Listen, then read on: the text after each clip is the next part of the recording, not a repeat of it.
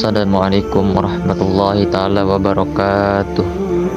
Alhamdulillahirabbil alamin. Wassalatu wassalamu ala asrafil anbiya'i wal mursalin wa ala alihi washabihi ajmain, amma ba'du.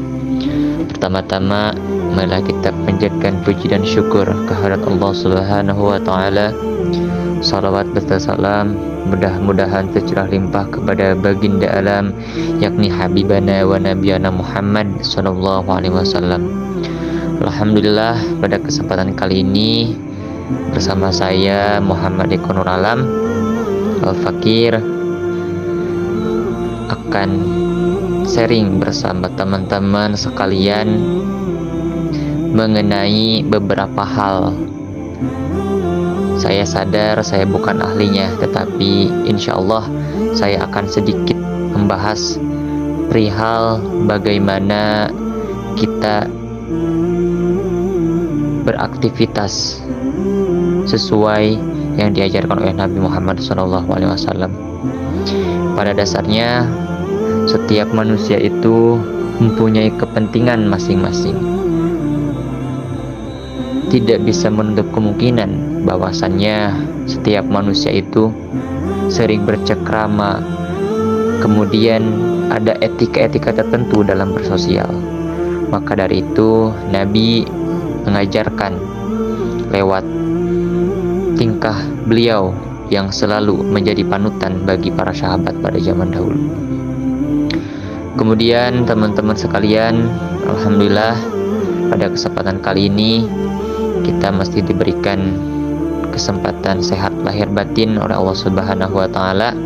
Insyaallah kita akan membahas beberapa perihal etika yang digunakan oleh Rasulullah Muhammad SAW ketika menjalani kehidupannya sehari-hari. Baik, saya akan mengangkat sebuah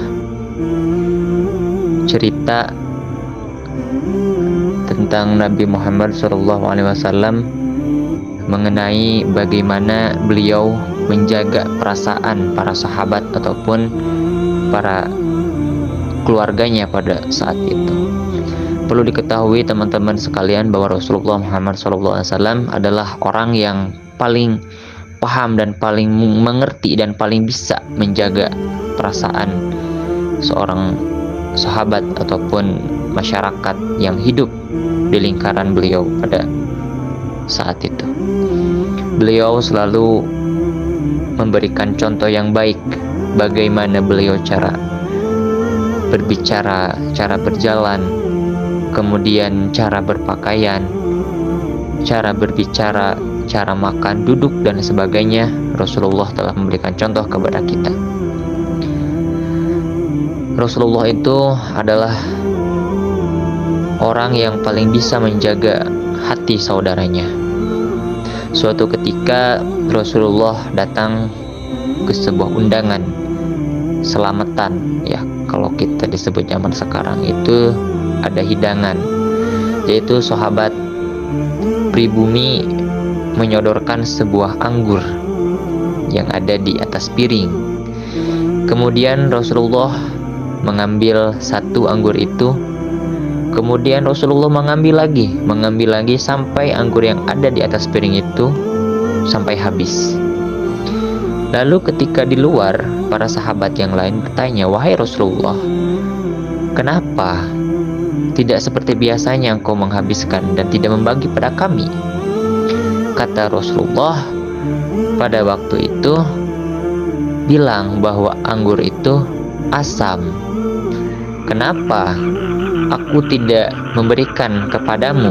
Karena takut bahwa ketika sahabat yang lain merasakan anggur itu pada waktu di rumah yang mengundang, ciutlah mukanya karena keasaman. Sehingga Rasulullah ingin menjaga hati yang memberi hidangan itu. Tentu amat sangat senang ketika hidangannya dinikmati oleh Rasulullah.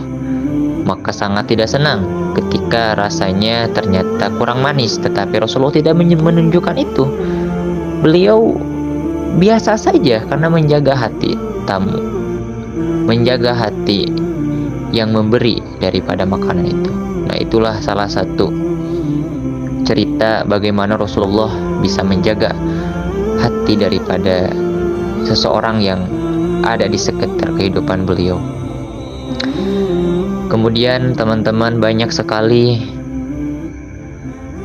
dari sisi beliau yang harus kita anut.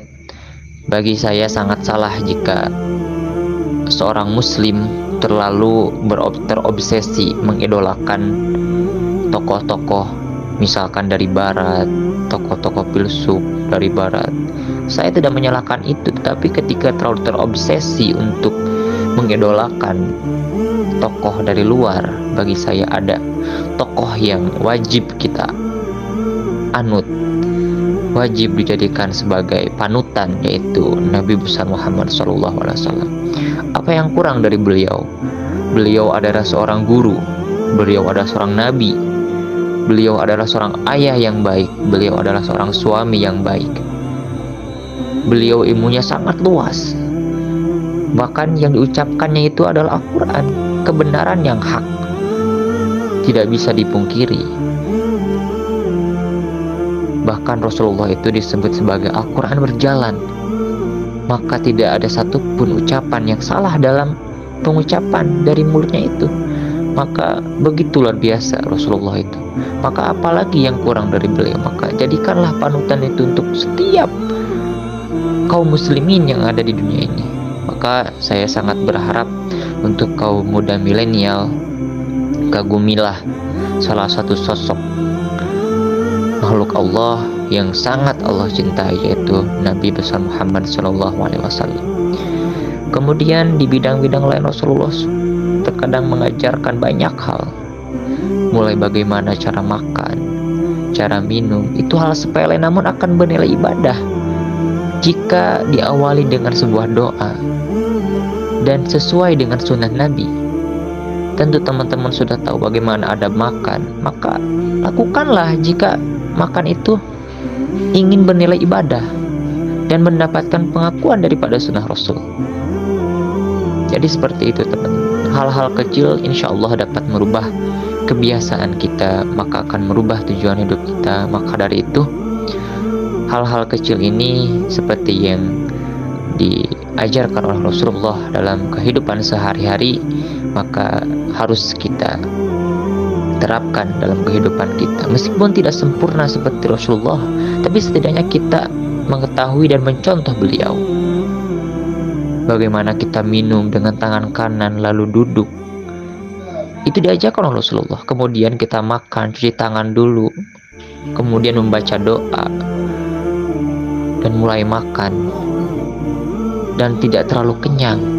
Itu semua diajarkan Rasulullah. Bagaimana sebelum tidur itu disunahkan untuk berwudu dan membaca doa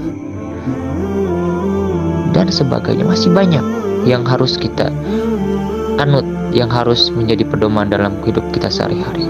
Dan saya yakin itu tidak sia-sia, pasti itu bernilaikan ibadah kalau kita mengerjakan. Insya Allah tidak ada yang mustahil. Maka sesuatu yang dilakukan, yang diucapkan, yang diberikan contoh oleh Nabi Muhammad SAW tidak semata-mata dilakukan kalau tidak bernilai kebaikan dan ibadah. Mungkin itu saja pada kesempatan kali ini yang bisa saya sampaikan. Mohon maaf sekali atas segala kekurangan. Saya tahu saya bukan ahlinya, tetapi saya ingin mari-mari sama-sama ayo saling mengingatkan bahwa panutan kita di dunia ini adalah insya Allah kita harus tetap berpanutan pada Nabi besar Muhammad SAW. Mungkin itu saja yang bisa saya sampaikan. Semangat pada teman-teman, khususnya mahasiswa, untuk terus berjuang dalam kebaikan, terus menjaga diri dalam kemungkaran, dan terus berjuang dalam menyiarkan, meskipun hanya sebatas mengajak dan mengingatkan teman-teman daripada lingkungannya. Mohon maaf sekali lagi dari saya Muhammad Eko Nur Alam. Wassalamualaikum warahmatullahi wabarakatuh.